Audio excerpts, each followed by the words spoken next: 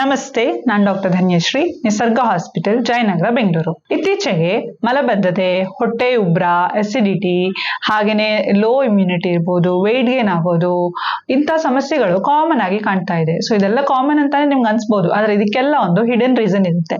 ಅದೇನಂದ್ರೆ ಇತ್ತೀಚೆಗೆ ನಮ್ಮ ಡಯಟ್ ಅಲ್ಲಿ ನಾವು ತಿನ್ನುವಂತ ಆಹಾರದಲ್ಲಿ ಸ್ವಲ್ಪಾನು ನಾರಿನಂಶ ಇಲ್ಲ. ಸೊ ನೀವೇ ಯೋಚನೆ ಮಾಡಿ, ನೀವು ತಿನ್ನುವಂಥದ್ದು ಪಾಲಿಶ್ಡ್ ರೈಸ್, ವೈಟ್ ರೈಸೇ ಹೆಚ್ಚಾಗಿ ಯೂಸ್ ಮಾಡ್ತಾ ಇರ್ತೀರಾ, ಅಥವಾ ನೀವು ಬಳಕೆ ಮಾಡುವಂತ ಬೇಕರಿ ಫುಡ್ಸ್ ಇರ್ಬೋದು, ಜಂಕ್ ಫುಡ್ ಇರ್ಬೋದು, ಮೈದಾದಿಂದ ಮಾಡಿರುವಂತ ಪ್ರಾಡಕ್ಟ್ಸ್, ಇವೆಲ್ಲದಲ್ಲಿ ಕೂಡ ಫೈಬರ್ ಅಂಶ ಇರಲ್ಲ, ನಾರಿನ ಅಂಶ ತುಂಬಾ ಕಡಿಮೆ ಇರುತ್ತೆ. ಇದರಿಂದಾಗಿ ಇಂಥ ಸಮಸ್ಯೆ ಎಲ್ಲ ತುಂಬಾ ಕಾಮನ್ ಆಗಿ ಕಾಣ್ತಾ ಇದೆ. ಸೊ ಇವತ್ತಿನ ವಿಡಿಯೋದಲ್ಲಿ ನಾವು ಫೈಬರ್ ಅಂದ್ರೆ ಏನು, ಅದರಿಂದ ಏನೇನು ಇಂಪಾರ್ಟೆನ್ಸ್ ಇದೆ, ನಮ್ಮ ಹೆಲ್ತ್ಗೆ ಏನೇನು ಉಪಯೋಗ ಇದೆ, ಹಾಗೇನೆ ಅದನ್ನು ನಾವು ಹೇಗೆ ಫುಡ್ ಅಲ್ಲಿ ಇನ್ಕ್ಲೂಡ್ ಮಾಡ್ಕೋಬಹುದು ಅಂತ ತಿಳ್ಕೊಳ್ಳೋಣ. ಫೈಬರ್ ಅಂದ್ರೆ ಕೇವಲ ಮಲಬದ್ಧತೆಗೆ ಉಪಯೋಗ ಆಗುವಂತದ್ದು ಅಂತ ಎಲ್ಲರೂ ಅನ್ಕೊಂಡಿರ್ತಾರೆ. ಆದ್ರೆ ಫೈಬರ್ ಇಂದ ತುಂಬಾನೇ ಹೆಲ್ತ್ ಬೆನಿಫಿಟ್ಸ್ ಇದೆ.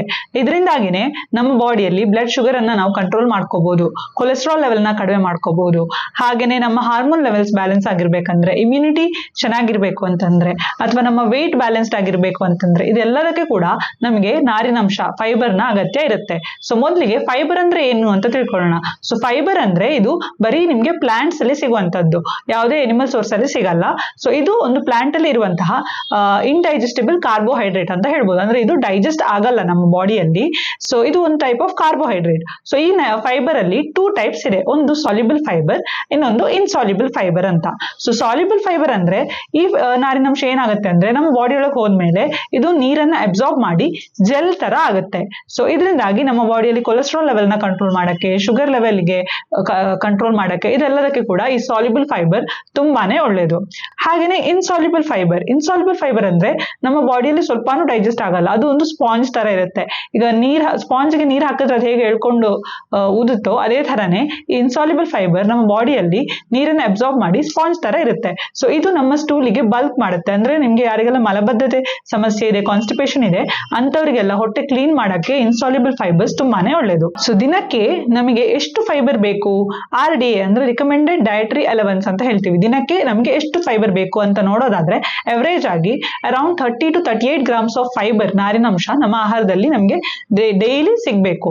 ಬಟ್ ಹೆಚ್ಚಿನವರಲ್ಲಿ ಇದ್ರ ಅರ್ಧ ಭಾಷೆ ಕೂಡ ನಾವು ತಿಂತಾ ಇರಲ್ಲ. ಸುಮಾರು ಜನ 0.5% ಕೂಡ ಇದನ್ನ ಫುಲ್ಫಿಲ್ ಮಾಡ್ತಾ ಇರಲ್ಲ. ಸೊ ಸುಲಭವಾಗಿ ಇದನ್ನ ನಾವು ಯಾವ ರೀತಿ ಅಳವಡಿಸ್ಕೋಬಹುದು, ಯಾವ ರೀತಿ ಫೈಬರ್ ನ ಊಟದಲ್ಲಿ ಸೇರಿಸ್ಕೋಬಹುದು ಅಂತ ತಿಳ್ಕೊಳ್ಳೋಣ. ಸೊ ಅದರಲ್ಲಿ ಫಸ್ಟ್ ಒನ್ ಏನಂದ್ರೆ ಜ್ಯೂಸ್ ಅನ್ನ ರೀಪ್ಲೇಸ್ ಮಾಡಿ ಫ್ರೂಟ್ ಅನ್ನ ತಗೊಳ್ಳುವಂತದ್ದು. ಸೊ ಹೆಚ್ಚಿನವರು ನಾವು ಸಮ್ಮರ್ ಅಲ್ಲೆಲ್ಲ ಜ್ಯೂಸ್ ಅನ್ನ ಲೈಕ್ ಮಾಡ್ತಾ ಇರ್ತೀವಿ, ಜ್ಯೂಸ್ ಅನ್ನ ತಗೋತಾ ಇರ್ತೀವಿ. ಬಟ್ ನಾವು ಯಾವಾಗ ಫ್ರೂಟ್ ಅಥವಾ ವೆಜಿಟೇಬಲ್ ನ ಜ್ಯೂಸ್ ಮಾಡ್ತೀವೋ ಆವಾಗ ಅದರಲ್ಲಿರುವಂತ ಫೈಬರ್ ಅಂಶ ಪೂರ್ತಿ ಹೋಗುತ್ತೆ. ಸೊ ಆದಷ್ಟು ನೀವು ಜ್ಯೂಸ್ ನ ಬದಲು ಹೋಲ್ ಫ್ರೂಟ್ ಅನ್ನ ಸೇವಿಸಬೇಕು. ಅದರಲ್ಲೂ ಕೂಡ ಯಾವ್ದನ್ನ ಸಿಪ್ಪೆ ಸಮೇತ ತಿನ್ಬಹುದು ಅಂತ ಫ್ರೂಟ್ಸ್ ಅನ್ನ ಮತ್ತು ವೆಜಿಟೇಬಲ್ಸ್ ನ ಸಿಪ್ಪೆ ಸಮೇತ ತಿನ್ನೋದ್ರಿಂದ ನಿಮ್ಗೆ ಇನ್ನೂ ಜಾಸ್ತಿ ನಾರಿನ ಅಂಶ ಸಿಗುತ್ತೆ. ಎಕ್ಸಾಂಪಲ್ ಹೇಳೋದಾದ್ರೆ ಆಪಲ್ ಇರ್ಬೋದು, ಕೆಲವರು ಆಪಲ್ ಕೂಡ ಸ್ಕಿನ್ ತೆಗೆದು ತಿಂತಾರೆ. ಸೊ ಅದು ನೀವು ಪೀಲ್ ಸಮೇತ ತಿನ್ನೋದ್ರಿಂದ ಇನ್ನ ಜಾಸ್ತಿ ಫೈಬರ್ ನ ಅಂಶ ನಿಮ್ಗೆ ಸಿಗುತ್ತೆ. ಹಾಗೆ ಇನ್ನು ಆರೆಂಜ್, ಮುಸಂಬಿ ಎಲ್ಲ ತಿನ್ನುವಾಗ ಅದರ ಒಳಗಿನ ಸಿಪ್ಪೆ ಏನಿರುತ್ತೆ, ಹೊರಗಿಂದ ನಮ್ಗೆ ತಿನ್ನಕ್ಕಾಗಲ್ಲ, ಬಟ್ ಒಳಗಡೆ ವೈಟ್ ಕಲರ್ ಆಗಿ ಏನಿರುತ್ತೆ ಅದನ್ನು ಕೂಡ ಕೆಲವರು ತೆಗೆದು ಒಳಗಿನ ಅಂಶ ಮಾತ್ರ ತಿಂತಾ ಇರ್ತಾರೆ. ಸೊ ಆ ವೈಟ್ ಕಲರ್ ಏನು ಇರುತ್ತಲ್ಲ ಅದರಲ್ಲೂ ಕೂಡ ಒಳ್ಳೆ ನಾರಿನ ಅಂಶ ಇರುತ್ತೆ. ಸೊ ಆರೆಂಜ್, ಮುಸಂಬಿ ಎಲ್ಲ ತಿನ್ನುವಾಗ ಅದು ಒಳಗಿದು ಫುಲ್ ಆಗಿ ನಾವು ತಿನ್ನುವಂಥದ್ದು ತುಂಬಾನೇ ಮುಖ್ಯ. ಸೊ ಪೇರ್ಲೆ ಹಣ್ಣಿರ್ಬೋದು, ಇದೆಲ್ಲ ನೀವು ಸಿಪ್ಪೆ ತೆಗೆದೆ ಫುಲ್ ಆಗಿ ತಿನ್ಬಹುದು. ಹಾಗೇನೆ ವೆಜಿಟೇಬಲ್ಸ್ ಅಲ್ಲಿ ಕೂಡ ಕೆಲವೊಂದು ವೆಜಿಟೇಬಲ್ಸ್, ಈಗ ಆಲೂಗಡ್ಡೆ, ಇದೆಲ್ಲ ಸಿಪ್ಪೆ ಸಮೇತ ತಿನ್ನೋದ್ರಿಂದ ಆಕ್ಚುಲಿ ನಮ್ಗೆ ಜಾಸ್ತಿ ನಾರಿನ ಅಂಶ ಸಿಗುತ್ತೆ. ಸೊ ಎರಡನೇದೇನಂದ್ರೆ ಸೀಡ್ಸ್. ಸೊ ಸೀಡ್ಸ್ ಅಲ್ಲಿ ಮೇನ್ ಆಗಿ ಚಿಯಾ ಸೀಡ್ಸ್ ಮತ್ತೆ ಸಬ್ಜಾ ಅಥವಾ ಬೇಸಿಲ್ ಸೀಡ್ಸ್ ಅಂತ ಹೇಳ್ತೀವಿ. ಸೊ ನಾವು ಕನ್ನಡದಲ್ಲಿ ಕಾಮಕಸ್ತೂರಿ ಅಂತ ಏನ್ ಕರಿತೀವಿ.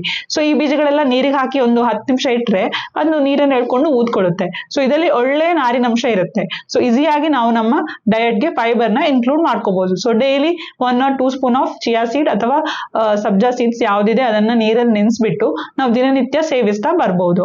ಇನ್ನು ಮೂರನೇದು ಹೇಳೋದಾದ್ರೆ ನಾನು ಆಗ್ಲೇ ಹೇಳ್ದಂಗೆ ತರಕಾರಿಗಳು, ಅದನ್ನು ಕೂಡ ನೀವು ಸೇವಿಸಬಹುದು. ಹಾಗೇನೆ ಸಾಲಡ್ಸ್. ಸೊ ಸುಮಾರು ಜನ ಏನ್ ಮಾಡ್ತಾರೆ, ನಾನ್ ವೆಜ್ ಎಲ್ಲ ತಿನ್ನುವಾಗ ಎಸ್ಪೆಷಲ್ ಆಗಿ ಬರೀ ನಾನ್ ವೆಜ್ ತಿಂತಾ ಇರ್ತೀರಾ, ಆ ದಿನ ಏನು ನೀವು ತರಕಾರಿ ತಿಂದೇ ಇರ್ಬೋದು. ಇದರಿಂದಾಗಿ ಫೈಬರ್ ಅಂಶ ತುಂಬಾನೇ ಕಡಿಮೆ ಇರುತ್ತೆ ನಿಮ್ಮ ಡಯಟ್ ಅಲ್ಲಿ. ಸೊ ಆದಷ್ಟು ನೀವು ಅಟ್ಲೀಸ್ಟ್ ಸ್ಯಾಲಡ್ ಫಾರ್ಮ್ ಅಲ್ಲಿ ಆದ್ರೂ ಫೈಬರ್ ಅಂಶವನ್ನ ಊಟದಲ್ಲಿ ಸೇರಿಸ್ಕೊಂಡು ತಿನ್ಬಹುದು.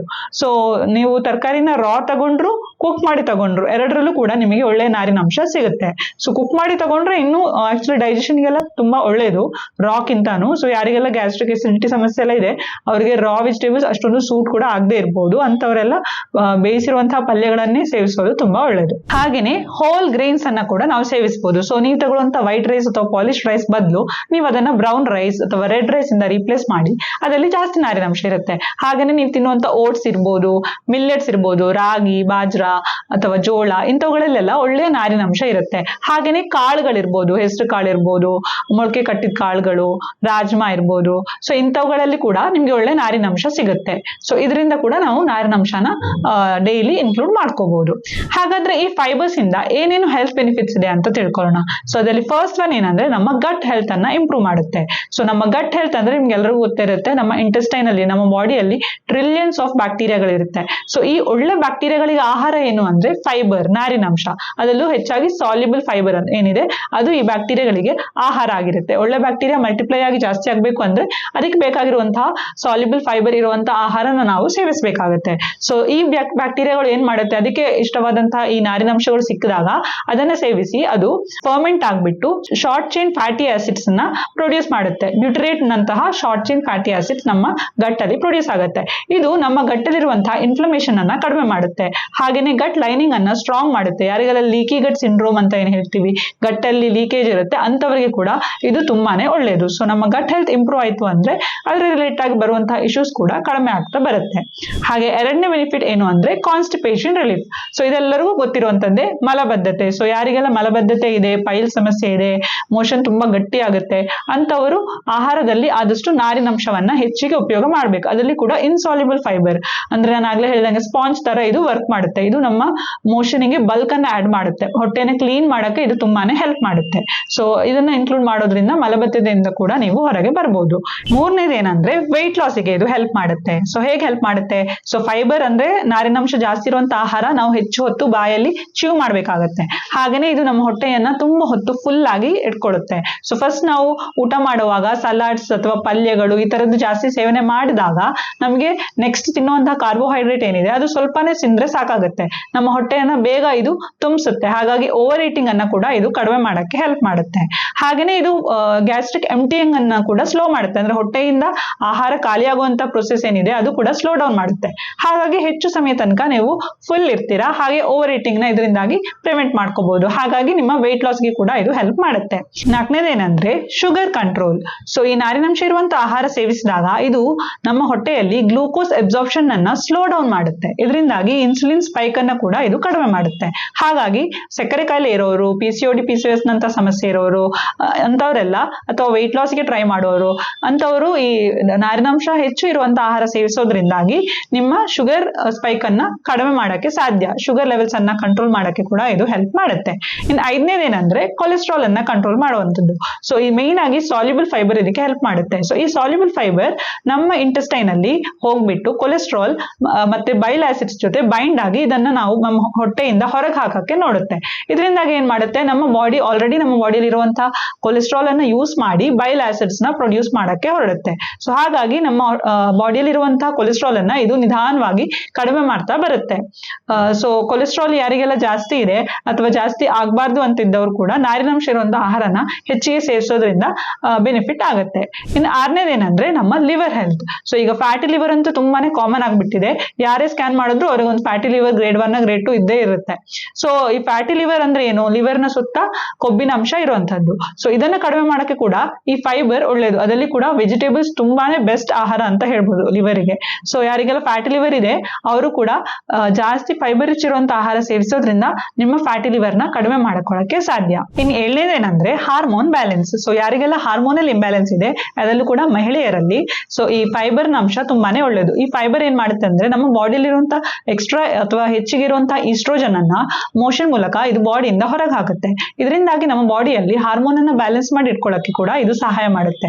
ಸೊ ಇದರಿಂದಾಗಿ ಯಾರಿಗೆಲ್ಲ PCOD PCOS ಅಥವಾ PMOS ಅಂತ ಈಗ ಏನು ಹೆಸರು ಚೇಂಜ್ ಆಗಿದೆ, ಸೊ ಈ ತರ ಸಮಸ್ಯೆ ಎಲ್ಲ ಯಾರಿಗೆ ಇದೆ, ಯಾರಿಗೆಲ್ಲ ಜಾಸ್ತಿ ಆಕ್ನೆ ಇದೆ ಅಂತವ್ರಿಗೆಲ್ಲ ಕೂಡ ನಾರಿನಾಂಶ ಚೆನ್ನಾಗಿ ತಿನ್ನೋದ್ರಿಂದ ಆರೋಗ್ಯವನ್ನ ಇಂಪ್ರೂವ್ ಮಾಡ್ಕೋಬಹುದು. ಇನ್ನು ಎಂಟನೇದೇನಂದ್ರೆ ನಮ್ಮ skin health. So skin health main ಆಗಿ ರಿಲೇಟೆಡ್ ಟು ನಮ್ಮ ಗಟ್ ಅಂತ ಎಲ್ಲರಿಗೂ ಗೊತ್ತಿದೆ. ಸೊ ನಮ್ಮ ಗಟ್ ಹೊಟ್ಟೆ ಚೆನ್ನಾಗಿದ್ರೆ ಸ್ಕಿನ್ ಕೂಡ ಚೆನ್ನಾಗಿರುತ್ತೆ. ಸೊ ಹೊಟ್ಟೆ ಚೆನ್ನಾಗಿರ್ಬೇಕಂದ್ರೆ ನಾರಿನಂಶ ಬೇಕು. ನಾನು ಆಗ್ಲೇ ಹೇಳ್ದಂಗೆ ಹೊಟ್ಟೆಯಲ್ಲಿರುವಂತಹ ಗಟ್ಟಲ್ಲಿರುವಂತಹ ಒಳ್ಳೆ ಬ್ಯಾಕ್ಟೀರಿಯಾವನ್ನ ಫೀಡ್ ಮಾಡ್ಬೇಕು ಅಂದ್ರೆ ಒಳ್ಳೆ ಫೈಬರ್ ಇರುವಂತ ಆಹಾರ ಬೇಕಾಗುತ್ತೆ. ಸೊ ಫೈಬರ್ ಇರುವ ಆಹಾರ ತಿನ್ನೋದ್ರಿಂದ ಗಟ್ ಹೆಲ್ತ್ ಇಂಪ್ರೂವ್ ಆಗುತ್ತೆ, ಸ್ಕಿನ್ ಹೆಲ್ತ್ ಕೂಡ ಅದ್ರ ಜೊತೆಗೆ ಇಂಪ್ರೂವ್ ಆಗುತ್ತೆ. ನಮ್ಮ ಬಾಡಿಯಲ್ಲಿ ಇರುವಂತಹ ಇನ್ಫ್ಲಮೇಷನ್ ಅನ್ನ ಕಡಿಮೆ ಮಾಡಕ್ಕೆ ಇದು ಹೆಲ್ಪ್ ಮಾಡುತ್ತೆ. ಆಕ್ನೆ ಅಂತ ಸಮಸ್ಯೆ ಯಾರಿಗಿದೆ ಅದನ್ನ ಕಡಿಮೆ ಮಾಡಕ್ಕೆ ಕೂಡ ಇದು ಹೆಲ್ಪ್ ಮಾಡುತ್ತೆ. 9ನೇದು ಏನಂದ್ರೆ ಇಮ್ಯುನಿಟಿ. ಸೊ 70% ಆಫ್ ನಮ್ಮ ಇಮ್ಯುನಿಟಿ ಏನಿದೆ ಗಟ್ ಮೀಡಿಯೇಟೆಡ್ ಆಗಿರುತ್ತೆ. ಸೊ ನಮ್ಮ ಗಟ್ ಹೆಲ್ತ್ ಇಂಪ್ರೂವ್ ಮಾಡ್ಬೇಕಂದ್ರೆ ಫೈಬರ್ ಜಾಸ್ತಿ ಮಾಡಬೇಕು. ಸೊ ದೇರ್ಫೋರ್ ನಮ್ಮ ಇಮ್ಯುನಿಟಿ ಕೂಡ ಇಂಪ್ರೂವ್ ಆಗಕ್ಕೆ ಇದು ಹೆಲ್ಪ್ ಮಾಡುತ್ತೆ. ಇನ್ನು 10ನೇದು ಏನಂದ್ರೆ ಮೆಂಟಲ್ ಹೆಲ್ತ್ ಮತ್ತೆ ಮೂಡ್. ಸೊ ನಮ್ಮ ಏನಿದೆ ಗಟ್ ಬ್ರೈನ್ ಆಕ್ಸಿಸ್ ಅಂತ ಇದೆ. ಸೊ ನಮ್ಮ ಕರಳಿಗೂ ಬ್ರೈನಿಗೂ ಕನೆಕ್ಷನ್ ಇರುತ್ತೆ. ಸೊ ನಮ್ಮ ಮೂಡ್ಗೆ ಬೇಕಾಗಿರುವಂತಹ ಅಥವಾ ಹ್ಯಾಪಿ ಹಾರ್ಮೋನ್ ಅಂತ ನಾವೇನ್ ಕರಿತೀವಿ, ಸೆರೋಟೋನಿನ್, ಡೋಪಮೈನ್, ಆಕ್ಸಿಟೋಸಿನ್, ಇಂಥ ಹಾರ್ಮೋನ್ಗಳೆಲ್ಲ ನಮ್ಮ ಬ್ರೈನ್ ಅಲ್ಲಿ ಹೇಗೆ ಸೆಕ್ರೆಟ್ ಆಗುತ್ತೆ ಅದಕ್ಕಿಂತಾನು ಜಾಸ್ತಿ ನಮ್ಮ ಗಟ್ಟಿಂದ ಇದು ಸೆಕ್ರೆಟ್ ಆಗ್ತಾ ಇರುತ್ತೆ. ಸೊ ಈ ಹ್ಯಾಪಿ ಹಾರ್ಮೋನ್ಸ್ ಎಲ್ಲ ಚೆನ್ನಾಗಿ ಪ್ರೊಡ್ಯೂಸ್ ಆಗ್ಬೇಕಂದ್ರೆ ನಮ್ಮ ಗಟ್ ಕೂಡ ಚೆನ್ನಾಗಿರ್ಬೇಕು. ಸೊ ಚೆನ್ನಾಗಿರ್ಬೇಕು ಗಟ್ ಅಂತಂದ್ರೆ ಫೈಬರ್ ಅನ್ನ ನಾವು ಇನ್ಕ್ಲೂಡ್ ಮಾಡ್ಬೇಕಾಗತ್ತೆ. ಸೊ ಈ ಫೈಬರ್ ಚೆನ್ನಾಗಿ ತಿನ್ನೋದ್ರಿಂದ ನಿಮ್ಮ ಮೆಂಟಲ್ ಹೆಲ್ತ್ ಮತ್ತೆ ಮೂಡನ್ನ ಕೂಡ ಕಂಟ್ರೋಲ್ ಮಾಡಕ್ಕೆ ಇದು ಹೆಲ್ಪ್ ಮಾಡುತ್ತೆ. ಹಾಗಾದ್ರೆ ಈಗ ಫೈಬರ್ ಯಾರು ತಿನ್ಬಾರ್ದು ಅದನ್ನ ಕೂಡ ನಾವು ತಿಳ್ಕೊಳ್ಳೋಣ. ಸೊ ಎಲ್ಲರಿಗೂ ಈ ಫೈಬರ್ ಒಳ್ಳೇದಾ? ಸೊ ಖಂಡಿತವಾಗಿ ಫೈಬರ್ ಇರುವಂತ ಆಹಾರ ತಿನ್ನೋದು ಒಳ್ಳೇದೇ. ಆದ್ರೆ ಯಾರಿಗೆಲ್ಲ ಈಗಾಗ್ಲೇ ಇದರ ರಿಲೇಟೆಡ್ ಆಗಿ ಸಮಸ್ಯೆಗಳಿದೆಯೋ, ಅಂದ್ರೆ IBS ತರದ ಇರಿಟೇಬಲ್ ಬವೆಲ್ ಸಿಂಡ್ರೋಮ್ ಅಂತ ನಾವೇನ್ ಹೇಳ್ತೀವಿ, ಸೊ IBS ಸಮಸ್ಯೆ ಇದೆ ಅಥವಾ ಬವೆಲ್ ಒಬ್ಸ್ಟ್ರಕ್ಷನ್ ಇದೆ, ಈ ತರದ ಸಮಸ್ಯೆ ಇದ್ದವರಲ್ಲಿ ಫೈಬರ್ ಅಂಶ ಜಾಸ್ತಿ ತಿಂದಾಗ ಕೆಲವರಿಗೆ ಬ್ಲೋಟಿಂಗ್ ಆಗ್ಬೋದು ಅಥವಾ ಇನ್ನ ಅವರ ಸಮಸ್ಯೆ ಜಾಸ್ತಿ ಆಗುವಂತಹ ಸಾಧ್ಯತೆ ಕೂಡ ಇರುತ್ತೆ. ಅಥವಾ ಇನ್ ಕೆಲವರು ಯಾರು ನಾರಿನಂಶ ಇರುವಂತಹ ಆಹಾರ ತಿಂದು ಅಭ್ಯಾಸ ಇರಲ್ಲ, ಅವ್ರಿಗೆ ರೂಢಿ ಇರಲ್ವೋ ಅಂತವರು ಸಡನ್ ಆಗಿ ಜಾಸ್ತಿ ಫೈಬರ್ ಇರೋ ಆಹಾರ ಸೇವಿಸಕ್ಕೆ ಶುರು ಮಾಡಿದ್ರೆ ಅಂತವರಲ್ಲಿ ಕೂಡ ಹೊಟ್ಟೆ ಉಬ್ಬರ, ಎಸಿಡಿಟಿ, ಗ್ಯಾಸ್ ಆಗೋದು ಇಂಥದ್ದು ಜಾಸ್ತಿ ಆಗುವಂತ ಸಾಧ್ಯತೆ ಇರುತ್ತೆ. ಸೊ ಅಂತವರು ಸ್ವಲ್ಪ ಕೇರ್ಫುಲ್ ಆಗಿ ನೀವು ತಗೋಬೇಕಾಗತ್ತೆ. ಹಾಗೇನೆ ಯಾರೆಲ್ಲ ನಾನು ಆಗ್ಲೇ ಹೇಳ್ದಂಗೆ ಫೈಬರ್ ತಿಂದ ಅಭ್ಯಾಸ ಇಲ್ಲ, ಈಗ ಲೈಫ್ ಸ್ಟೈಲ್ ಚೇಂಜ್ ಮಾಡಿ ನಾರಿನಂಶ ಇರೋ ಆಹಾರ ಹೆಚ್ಚಿಗೆ ತಗೋಬೇಕು ಅಂತ ಅನ್ಕೊಂಡಿದಿರೋ ಅಂತವರು ಫೈಬರ್ ಅಂಶವನ್ನ ನಿಧಾನವಾಗಿ ಜಾಸ್ತಿ ಮಾಡ್ತಾ ಬರ್ಬೇಕು. ಒಂದೇ ಸರಿಗೆ ನೀವು ಜಾಸ್ತಿ ಮಾಡಿದ್ರೆ ನಾನು ಆಗ್ಲೇ ಹೇಳ್ದಂಗೆ ಹೊಟ್ಟೆ ಉಬ್ಬರ, ಗ್ಯಾಸು ಇದೆಲ್ಲ ಆಗುವಂತ ಸಾಧ್ಯತೆ ಇರುತ್ತೆ. ಸೊ ಅದನ್ನ ನಾವು ನಿಧಾನವಾಗಿಯೇ ಸ್ವಲ್ಪ ಸ್ವಲ್ಪ ಪ್ರಮಾಣದಲ್ಲೇ ಹೆಚ್ಚಿಗೆ ಮಾಡ್ತಾ ಬರೋದ್ರಿಂದ ನಿಧಾನವಾಗಿ ನಮ್ಮ ಗಟ್ ಹೆಲ್ತ್ ಇಂಪ್ರೂವ್ ಆಗಕ್ಕೆ ಹೆಲ್ಪ್ ಮಾಡುತ್ತೆ. ಸೊ ಗೊತ್ತಾಯ್ತಲ್ಲ ಫೈಬರ್ ಅಥವಾ ನಾರಿನಂಶ ಎಷ್ಟು ಮುಖ್ಯ ಅಂತ. ಸೊ ದಿನದಲ್ಲಿ ಅಟ್ಲೀಸ್ಟ್ ನಾವು 25 to 30 ಅಥವಾ 38 ಗ್ರಾಮ್ ತನಕ ನಾರಿನಂಶವನ್ನ ಆದಷ್ಟು ಇನ್ಕ್ಲೂಡ್ ಮಾಡಕ್ಕೆ ನೋಡ್ಕೋಬೇಕು. ಸೊ ಇವತ್ತೇ ನಿಮ್ಮ ಲೈಫ್ ಸ್ಟೈಲ್ ನ ಚೇಂಜ್ ಮಾಡಿ ನಾರಿನಂಶ ಇರೋ ಆಹಾರನ ಹೆಚ್ಚಿಗೆ ಸೇವಿಸಿ ನಿಮ್ಮ ಆರೋಗ್ಯವನ್ನ ವೃದ್ಧಿಸ್ಕೊಳ್ಳಿ. ಧನ್ಯವಾದ.